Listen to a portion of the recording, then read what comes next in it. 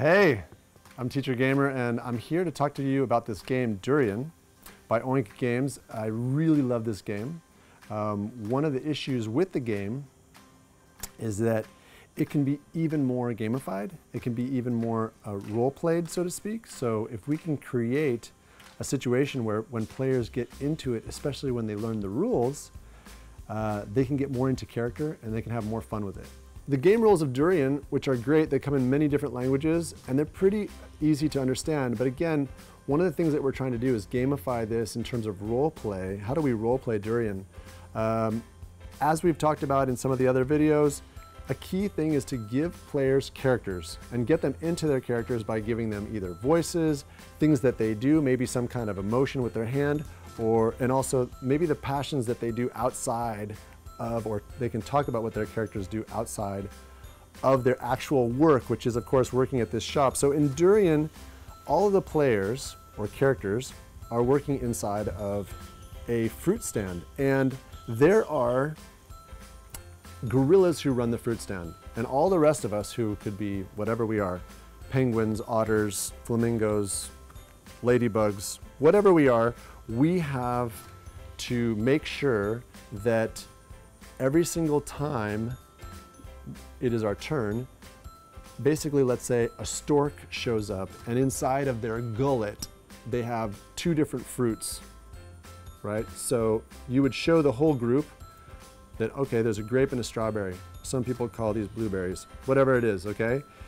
Everybody shows what they're playing, so they put down what they're playing and they show that they're either going to, and the check mark indicates that purchase it and the X is reject it. So the stork shows up, I'm the penguin, and I say, I look at all the players around me, I can't see my own, but I can look at everybody else's and I look at what's added up here and I say, well, I am going to order the strawberries and I'm going to reject the blueberries.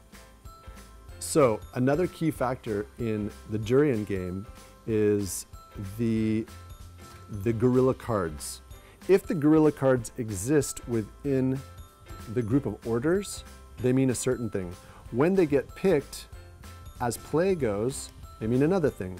You'll notice that there's this little icon down in the bottom left corner. What that means is it's a switcheroo. So you would decide as a player which one of these that you'd want to turn around. You'd want to switch the card around, for example, like this, because you think that that would be better and a clean play, because the next person who's going to go could ring the bell on you if you get it wrong. In this case, it would probably be this player right here who doesn't know that there are no, as you can see the 3 here, the 3 indicates that no 3 orders can be taken. So right now there's actually 2 3 orders here, which if it hasn't been caught already, it's definitely a problem.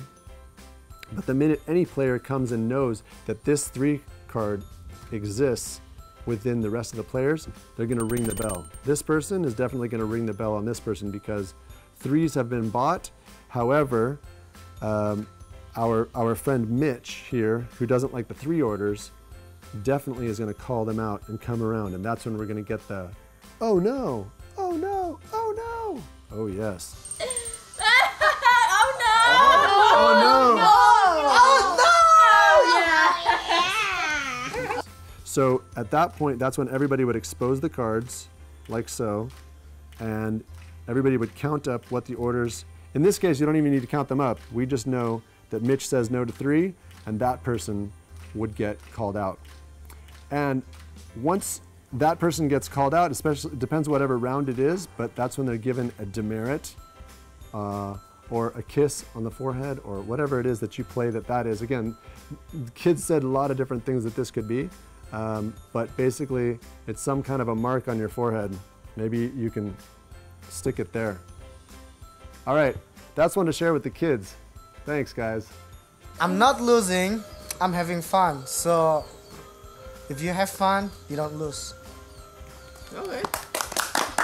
Great. Great. If you haven't already, subscribe or click the button or push the thing or smash it or crush it or whatever you do to help the Teacher Gamer revolution continue and inspire people to bring games, and especially role-playing games, into classrooms. We need to explore multiverse games and metaphor in schools as much as we can. More now, so we have more in the future. All right, if you don't do something now, you're going to settle for nothing later.